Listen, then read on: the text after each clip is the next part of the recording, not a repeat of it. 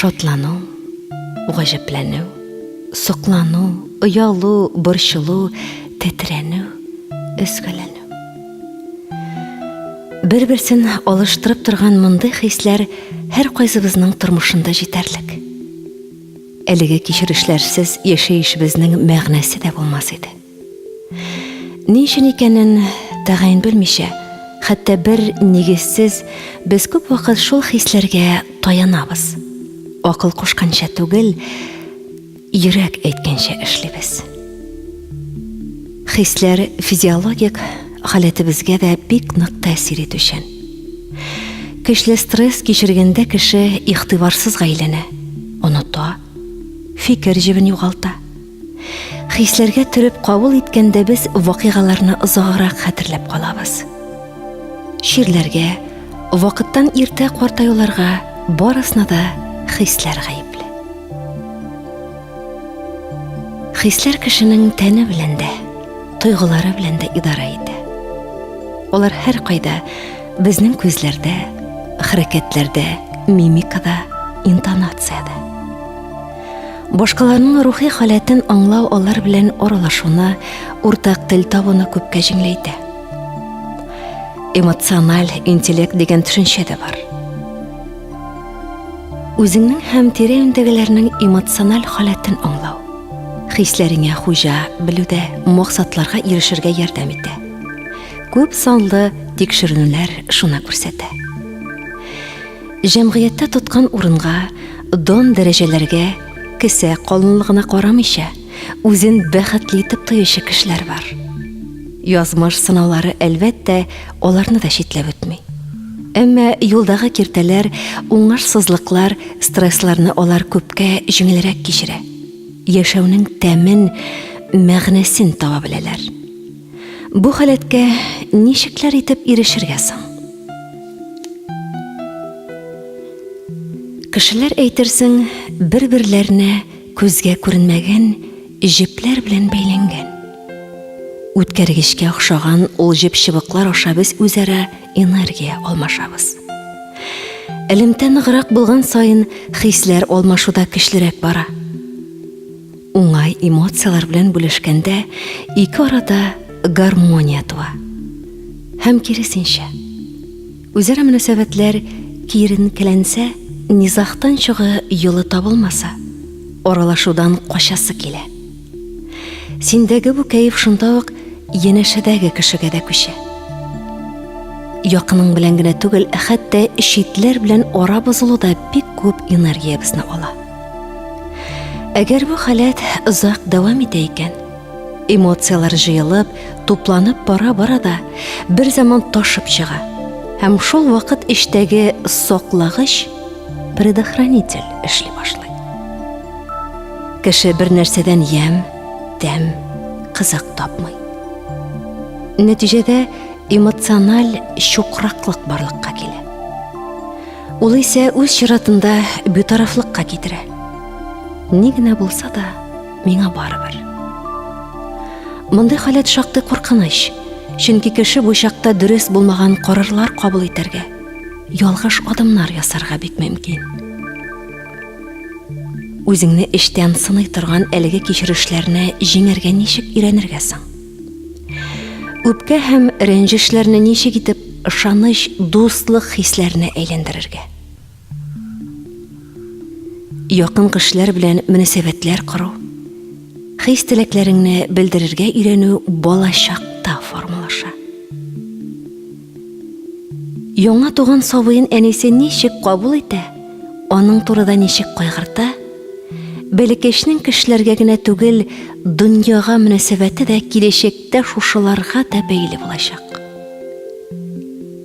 Эмоциональ бәйләнешнең әһмияте бик зур. Сабый һәр даим үзенең кадерле, көтеп алынган булуын, яратуларын тоеп торырга тиеш. Шул очракта гына аның күңелендә тирә-юньдәгеләр дөнья белән гармонияда яшим. Мин аларга кирәк. Мин үзем дә аларны яраттым дигән ышаныч туа.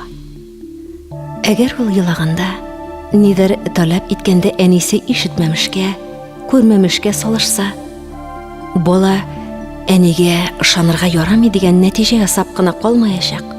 Кешеләргә бу дөньяга өмет багларга кирәкми икән дигән карарга да киләчәк. Бала белән аның әти-әнисе арасында рухи бәйләнеш җитми яки бөтенләй юк икән, моны эмоциональ яктан читкә тибәрелү дип атыйлар. Ул ачыктан-ачык күренеп торырга да, беренче карашка сизелмәскә дә мөмкин. Сабый көтеп алынган булмаса, яки ир белән хатын арасындагы мөнәсәбәтләр көйсезләнсә, буларның күләгәсе һич шиксез балада да чагылачак. Бу очракта бәләкәч олыларның ачуын гына китерәчәк. Аны карау да кирәкме? Кирәк өчен генә булачак. Баланы иркәлисе, назга төрәсе урынга ир белән хатын көн-төн мөнәсәбәтләр ачыклаячак. Монда очракта баланың еш кына артык кашыкка әйләнеп, әби-бабайлар кулына калуы да мөмкин. Бәләкәч авыру булып туса, көйсезлерәк булса, аны карау, үстерү өчен физик һәм эмоциональ тырышлык шактый таләп ителер. Якыннарының кайгыртуын, мәхәббәтен тойганда баланың күп җирләре чигенергә дә мөмкин.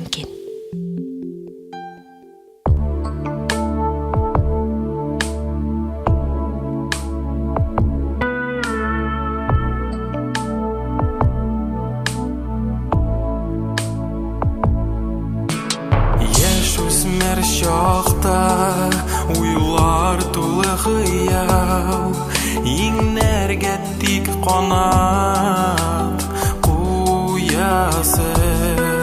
Күз күрмәгән, колак ишетмәгән, чит җирләргә килә очасы. Буй җиткереп акыл утыргачта,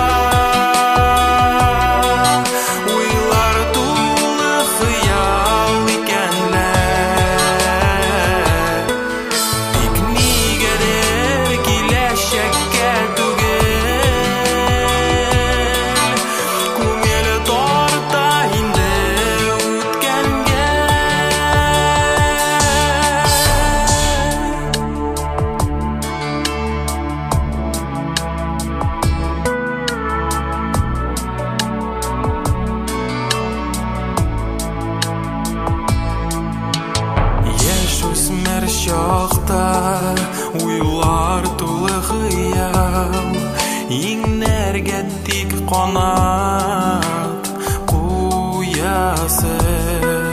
Күз күрмәгән, колак ишетмәгән, чит җирләргә килә очасы.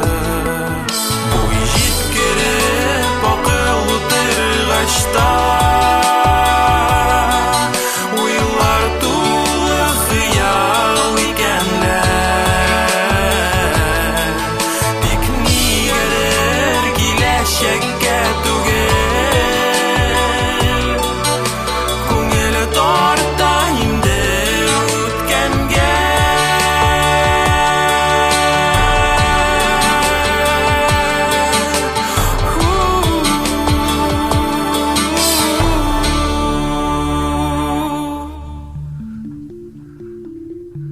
автономия ишекләрне билгели белү сәләте. Яратылу һәм ярату ихтыяҗы. Ихтыяр кеше буларның барысына да бәләкәй чакта ук нигез салына. Бала сөйләшә башлап инде әйткәнне аңлаганда да кагылу, кышу, сыйпау кебек хәрәкәтләр, сүзләрнең ничек әйтелеше аның өчен әһмиятен җуймый. Шуның өчен дә бала янга килеп, әни, әти, син мине яратасыңмы дип сораганда, аны кычаклап алып үбәргә һәм бик ышандырырлык итеп, әйе, яратам дияргә кирәк. Нинди сүзләр сайлауыгызга караганда, аларны ничек итеп әйтүегез мөһимрәк. бала беренче чиратта шунысына игътибар итәчәк. Яратып, сөеп, җан җылысын кушып, әлбәттә, яратам җимешем диюгез. Аптыратудан туктасана дип кенә җавап бирүдән аерылачак билгеле. Баланы кочагыңа ешрак кысып кочаклаганда, алдыңа алып сөйгәндә, үпкәндә, аның белән сөйләшкәндә, аралашканда, ул тормышта үзен ышанычлырак хис итәчәк. Үзен яратуларын тою кемгә дә канат куя. 3 яшьләр тирәсен баланың көйсезләнү, тискәрләнү, үзсүзләнү чоры дип атыйлар. Ул инде кашык тотып үзе ашый, теләгән җиренә бара, теләгән нәрсәсен ала, үз фикерен әйтә. Юк дип җавап бирергә өйрәнү өстенә ул хәзер мин дигән сүзне дә еш куллана. Кай вакыт хәтта буларның ачуын китерим әле дип махсус та кабатлый шикелле. Балада шәхес буларак нинди сыйфатлар формалашуы аның үз сүзлеген, мөстәкыйльлеккә омтылуын сезнең ничек кабул итүегезгә дә бәйле. Әйтик, бала ботинка бауын бәйле икән. Сабыр гына көтегез, ашыктырмагыз, китер үзем димәгез. Ачуланып гайрәтен кайтармагыз. Ихтыяр кешенә, мөстәкыйльлеккә, башлаган эшне ахырына җиткерергә шулай иренәләр. Сезгә савыт-саба юарга, өй җыештырырга булышкан улыгыздан мактау сүзләрен кызганмагыз. Әйбәт ирләрне шулай тәрбиялиләр. Уйлау, фикерләү сәләтен үстерә торган уеннар сайлагыз. Бу җиткәч мөһим карар кабул итәргә омтылу теләге шул вакытта салына. Әгәр әти-әниләр баланы тормыш авырлыкларыннан араларга теләп, аның өчен күп нәрсәне эшләргә үзләре алынсалар, иркәләп, шәхес булып үсәргә бирмәсәләр, иреген кыссалар, киләчәктә балаларын җәмгыятьтә дә, шәхси тормышта да проблемалар көтүе шиксез.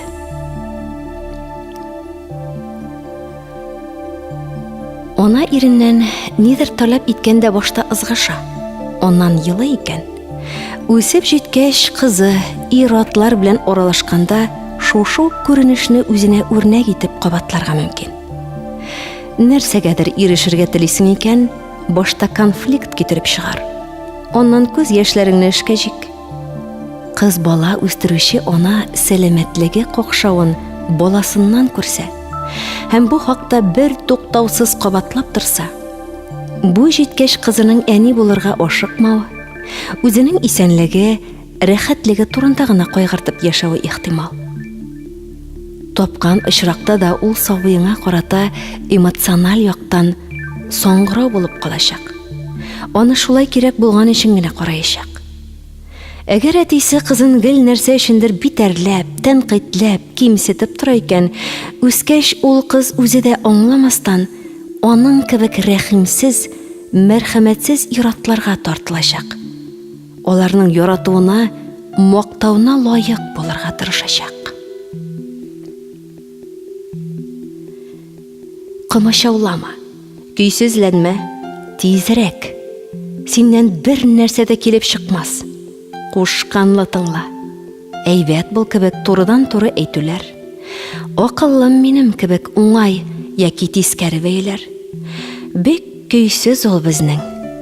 Ул көчле, тырыш дип, әти-әнинең баланың үз алдында яки бу хакта ишетәчәген белә торып, башкаларга сөйләүләре, ничек еш кабатлауына карап аның тормыш сценарийына нигез булып ятарга мөмкин. Минем бер клиентым өчен әнисе белән кечкенә чактагы үзара мөнәсәбәтләрен, аның кояшым минем, алтыным дип эндәшүләрен искә төшерүдә, гаиләдә килеп чыккан аңлашылмаучылыкларны җиңеп чыгарга ярдәм итә. Бу ханымга көч һәм ышаныч өсти. Гаиләдә булган, әмма беренче карашка күзгә чалынмаган, яшеренебрәк яткан проблемаларны ачыкларга балагыз ясаган рәсем ярдәм итәр. Бер нинди сораулар да бирмәгез. Үз теләгенчә ясасын. Кемне кем артыннан нинди тәртип белән ясавын күзәтегез. Бу сүрәткә бер кеше дә бер нәрсәдә очраклыгына эләкмәячәк. Рәсем биргән мәгълүмат сез теләгәнчә булмаса да, баланы битерләргә кирәкми. Кемнедер хәтта кайчак үзен ясамый калдырса да, мәче баласы әти-әнидән зуррак килеп чыкса да, картинага уйлап чыгарылган персонажлар өстәлсә дә, нигә дип төпченмәгез. Бу рәсем әти белән әнигә уйлану, баланың гаиләгезне эмоциональ яктан ничек кабул итүен аңлау өчен кирәк.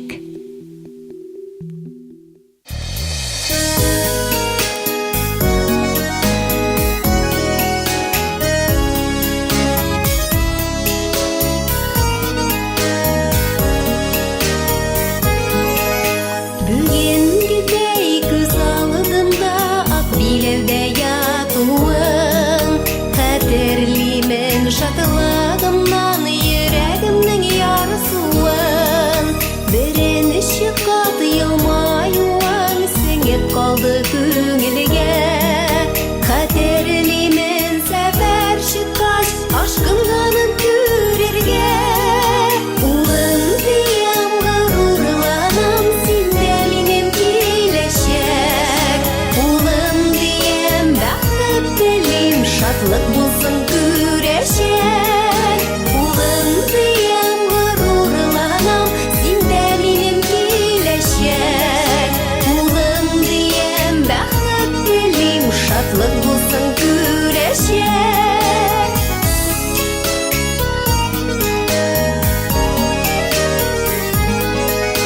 Бүгенге бәй колагымда әнә диеп әйтүең, хәтеремдә курка тәпи атлап китүең.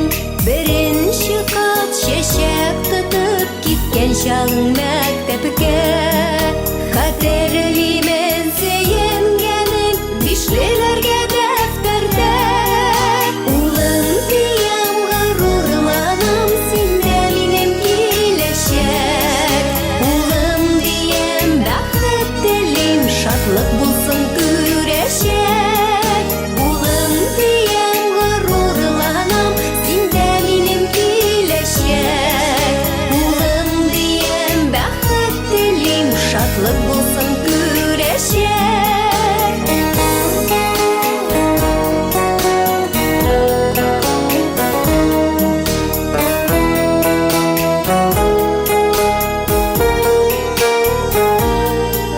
Улым диям горурланам, синдә минем киләчәк. Улым диям бәхет телим, шатлык булсын күрәчәк. Улым диям горурланам, синдә минем киләчәк. Улым диям бәхет телим, шатлык булсын күрәчәк. Шатлык булсын күрәчәк, синдә минем киләчәк. Без балаларны берни аңламый дип уйлыйбыз. Тиргейбез, куалыйбыз, рәнҗетәбез. Әмма үзебезнең хаксызлыкны белгән очракта да балалардан гафу үтенүне түбәнлек саныйбыз. Ә бит сабый күңеленнән сизгер, сабый күңеленнән нечкә берни юк дип яза Фәнис Яруллин.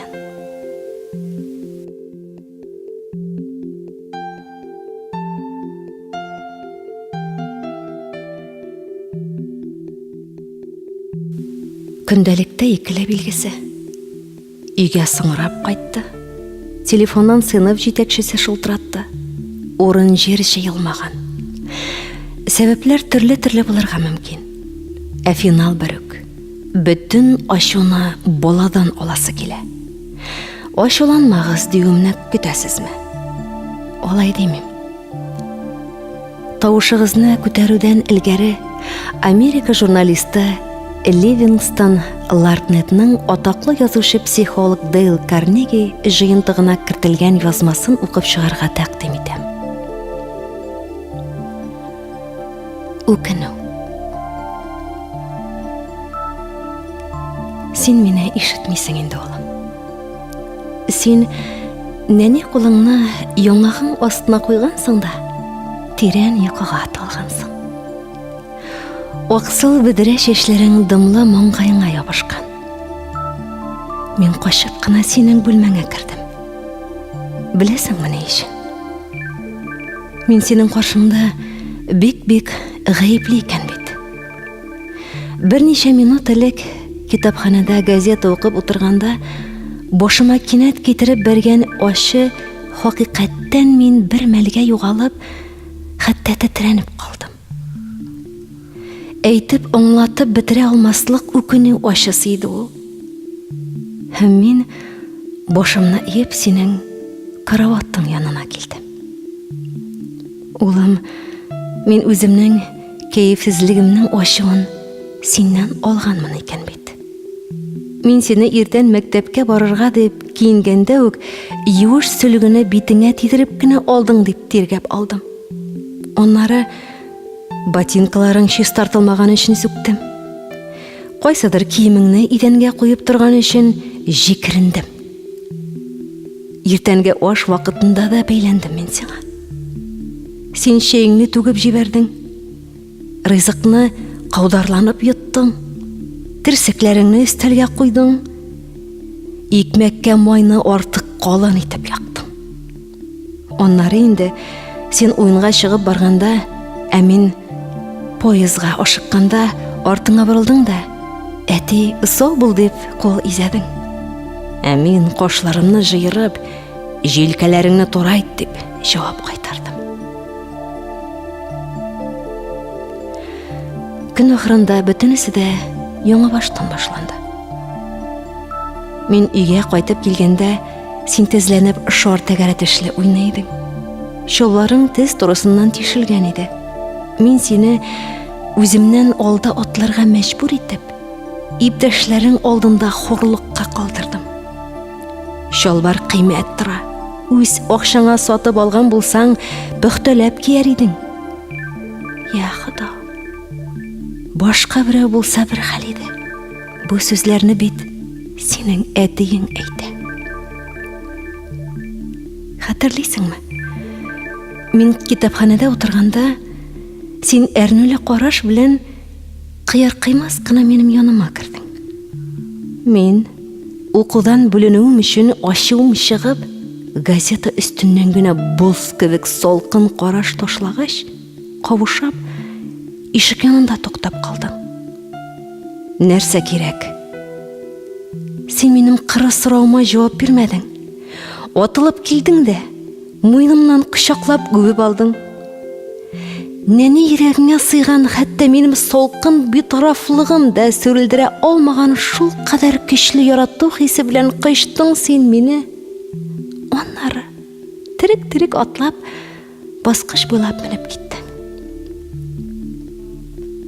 Беләсеңме, улым?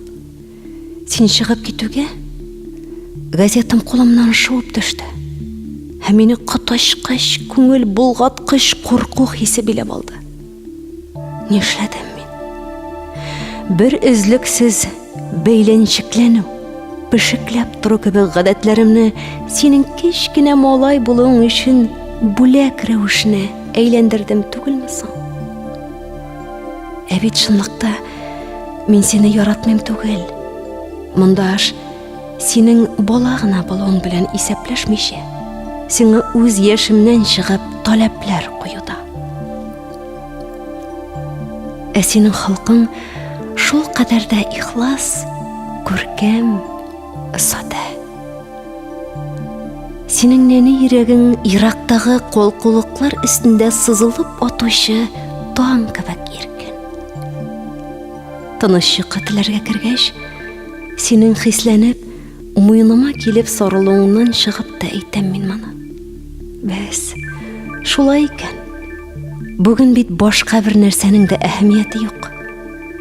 Мин караңгыда синең караватың янына килдем һәм менә үз гаебемне үзем аңлап, синең каршыңда тезләндем. Әлбәттә, бу бик йомшак җәза. Беләм, әгәр мин буларны син йокыдан уянгач сөйләп бирсәм, син мине аңламас идең. Әмма иртәгә мин шып-шын әти булачакмын. Мин синең белән дус булачакмын. Син кайгырганда синең белән бергә кайгырачакмын. Син көлгәндә синең белән бергә көләчәкмен. Авызымнан тәмсез сүз чыгарга торганда мин телемне тешләячәкмен. Мин он иткән кебек һәр вакыт ул бит әле малай гына, кечкенә малай гына дип кабатлап торачакмын. Мин моңарчы күңелемнән сине җитлеккән ират итеп күрергә тырышканмын бугай. Ә менә хәзер улым, арыган кыяфәттә бөгәрләнеп яткан гәүдәңә карап мин дә башкача уйлыйм. Син әле бала гына. Әле кичә генә син башыңны әниең күкрәгенә төрткән сабый идең. Мин синнән бик күпне, артык күпне талап иткәнмен шул.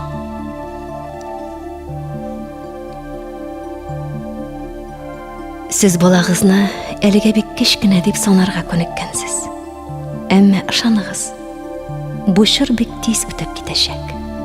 Ул гашык булачак, үз гаиләсен корачак һәм сезнең яннан китеп барачак. Сез аның көндәлегендә икелене, соңга калып кайтуын, сыйныф җитәкчесенең шултыратуын, җыелмаган урын җирне сагыначаксыз. Сүзем шул, балагызны ачуланмагыз.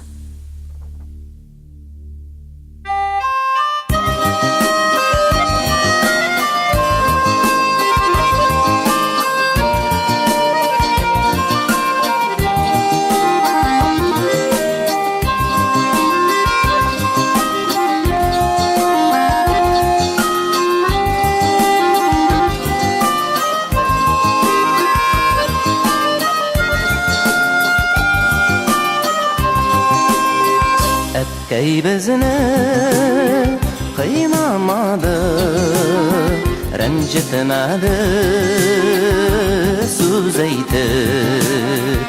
Аннан калган талчыбыгы һаман тора кисәтеп. Кайгылардан, афәтләрдән ерак тур сине бала. Кырын эшләр эшләгәнче азагын син чамала. Тәүфиклы булый бала.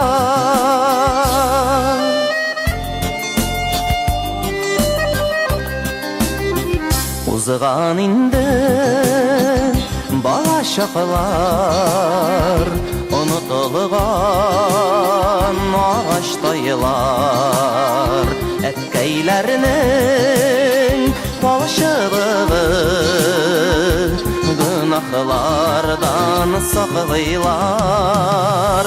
Кайгылардан, афәтләрдән ерак тур сине бала. Кырын эшләр эшләгәнче азагын син чамала. Тәүфиклы булый бала.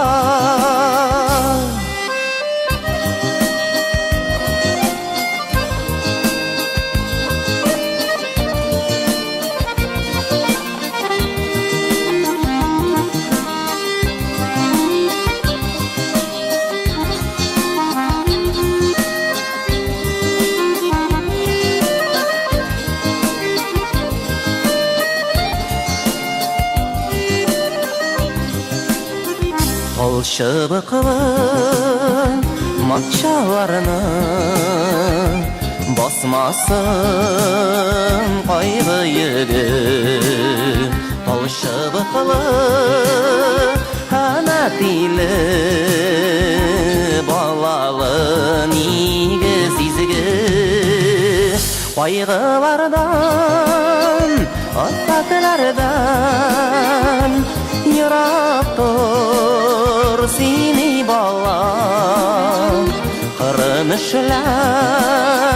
işlegençi Ozağın sin şamala Tavfiqlı bulay bala Kaygılardan, afetlerden Yırak dur seni bala Kırın işlegençi Ozağın sin şamala Tavfiqlı bulay bala Tavfiqlı bulay bala Tavfiqlı bulay Ey bala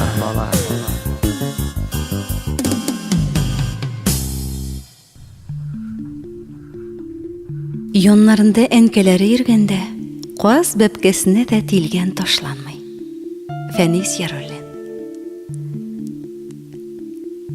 Yaratıның иң төп кагыйдәсе балана ничек бар, шулай кабул итәргә кирәк. Тышкы кыяфәтенә, мөмкинлекләренә, өстен якларына һәм кимчелекләренә, плюс-минусларына игътибар итмичә. Сорауларыбызга Егоза психологик-педагогик иртә үсеш үзәге директоры Наталья Леонидовна Реснянская җавап бирә. Ярата беләбезме? Кечкенә чагында өлкәннәр тарафыннан ярату, җылылык туймаган бала үсеп җиткәч, үзе дә ярата белмәячәк диләр.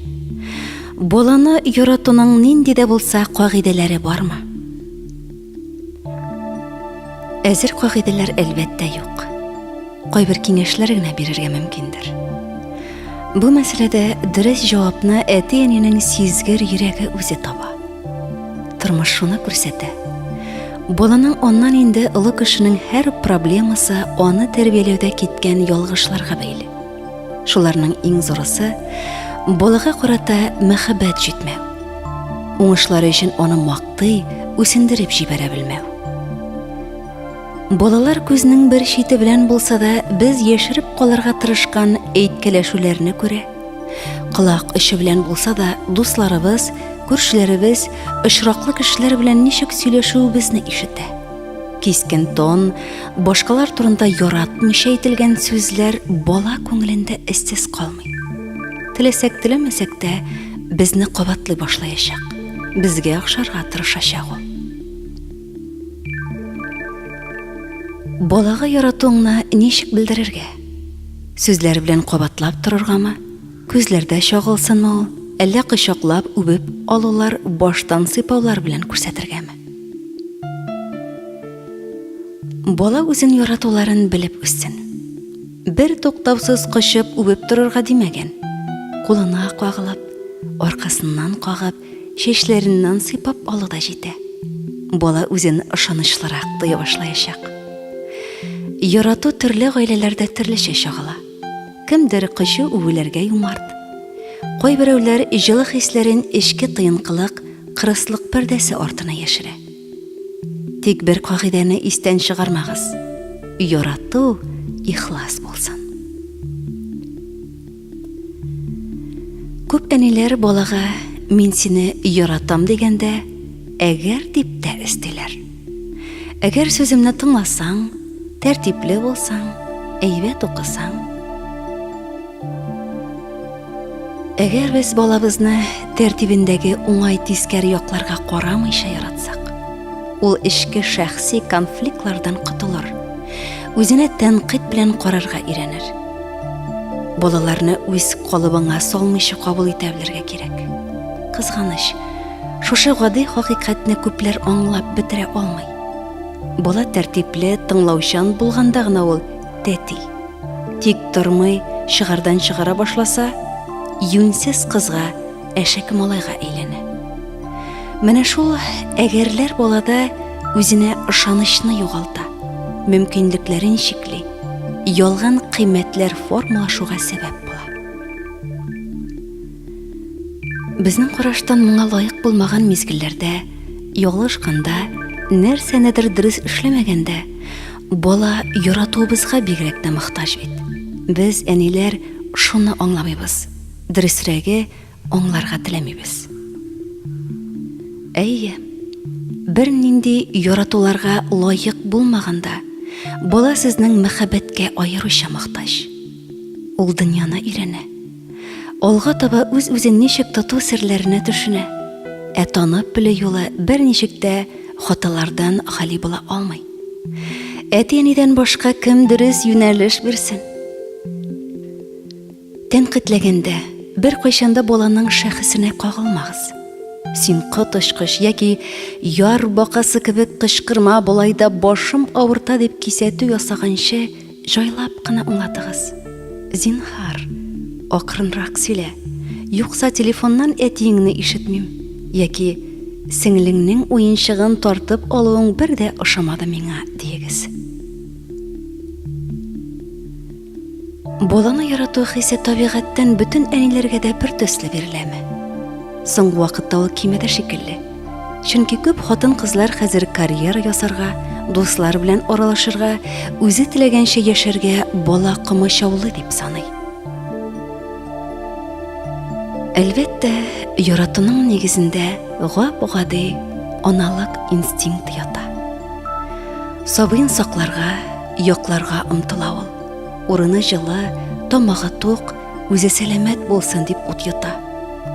Аналык инстинкты тәрбия процессында рухи кыйммәтләр белән байып, социаль аспектлар тупланган белем хисабына тулыланып, үз балаңны шәхес дәрәҗәсенә күтәреп карый белү кебек матур сыйфатлар бәрабәренә тагы да көчәя, ныгый. Соңгы вакытта яшьләр өйләнешүгә үзгә бер карашта. 30 яшькә кадәр алар уку, карьера ясау, материаль базаны ныгыту ягында. Шуннан соң гына өйләнергә, кияүгә чыгарга мөмкин дип исәплиләр. Кызганычка каршы, гаилә, балалар төшенчәсе хәзер бар кеше өчен дә беренче урында тормый. Дөнья ку, акча эшләү белән мәшгуль кайбер әти-әниләр балага җитмәгән игътибарны акча белән түли. Бүләккә күмә, бала күпне сораса, шуны кадәр акча бирә. Моның нәтиҗәләре ничек булыр?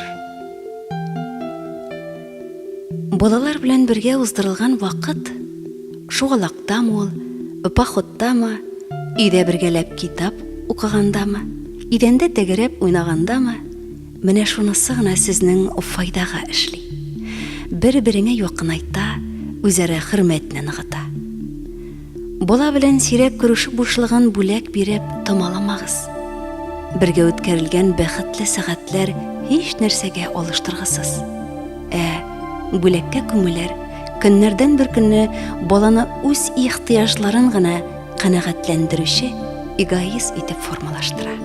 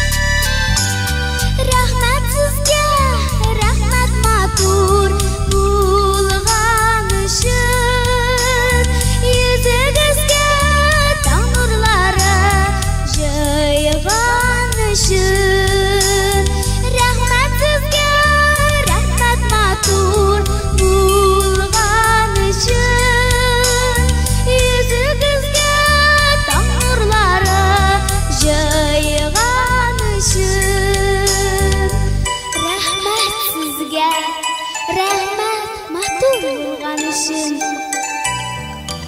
Yüzünüzге таң нурлары жайған үшін Урамга чыксаң да, кайгына барсаң да бер үк сүз. Тормыш авыр, иртәгә ни булыр? Алга таба ничек яшәрбез? Әйе, зар белән тулды дөнья. Зар ул үзегез беләсез әйбәт нәрсә түгел. Зар тыңлап күңел генә түгел, кулдан эш төшә, дөньяның яме китә. Мондый шартларда нишләргә соң? Яратырга кирәкләр психологлар. Ярату мәхәббәт тормыш авырлыгыннан котылу өчен иң нәтиҗәле чара. Гаиләңне, үз балаларыңны яратып яшәргә кирәк. Балаларыгыз бар икән, аларның киләчәге сезнең үз кулыгызда. Сез аларны җил давылларга каршы торырлык ныклы, чыдам буын итеп, яки беренче киртәләрдән үк куркып калучы сыек буынлы кешеләр итеп тә үстерә аласыз. Дөньяда иң әйбәт, иң көчле, иң кыдырәтле кеше кем дип сорасагыз, теләсә кайсы бала минем әти белән әни дияр. Әйе, хәтта ул әти кеше рушык буйлы гына булса да, баласы өчен әкияттәге баһадирга тең. Иң куркак, юаш бала да атасы белән җитәкләшсә, аңа диңгез тубыктан ул әллә кайларга курыкмый бара. Чөнки янында яклаучысы, дөньяны бөтен җил давылыннан ышыклаучысы бар. Әти-әни булганда балаларны бер нинди җил яңгыр куркытмый. Шулай булгач, без балаларыбызның бу өметен акларга тиеш. Әгәр без туктаусыз зарлансак, тормыш авыр, киләчәгебез билгесез дип сүрән салсак, шуны ишетеп үскән балаларыбызның да өметен кисәбез дигән сүз. Зарларыбыз, куркуыбыз беренче чиратта аларга мирас булып күчә.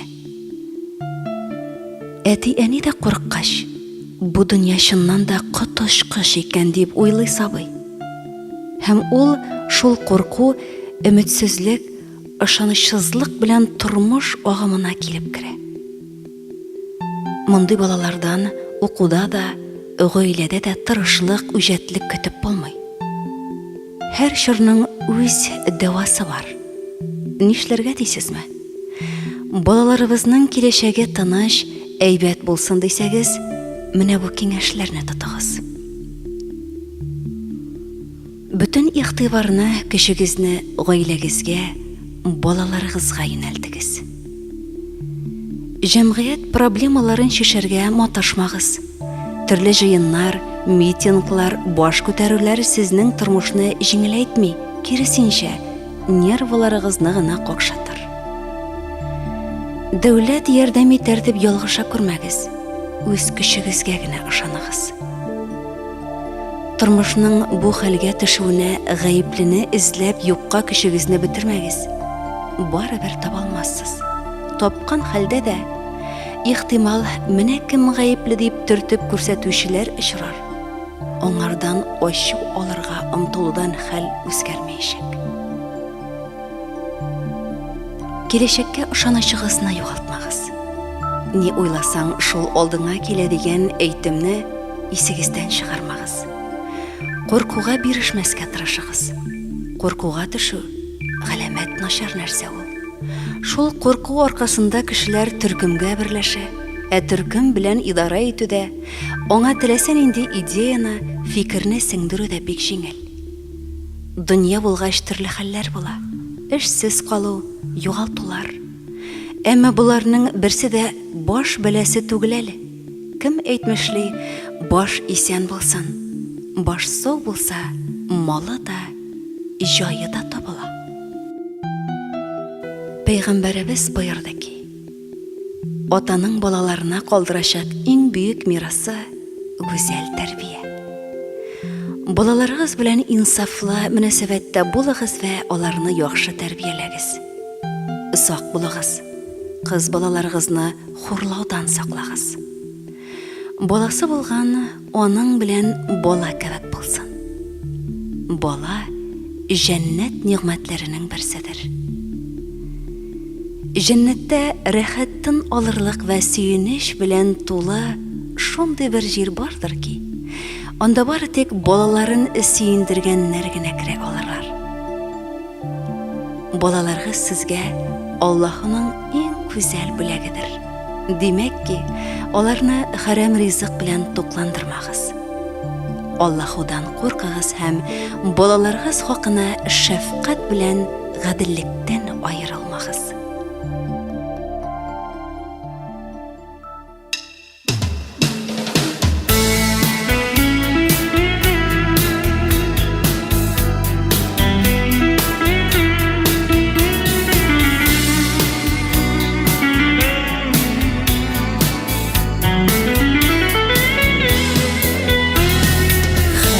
Кеше тели балага бәхетле гомер юлы булсын тик таза саугына була күрсен акыллы ата-ана язалса язмыш дигән дәфтәрне язар иде баласына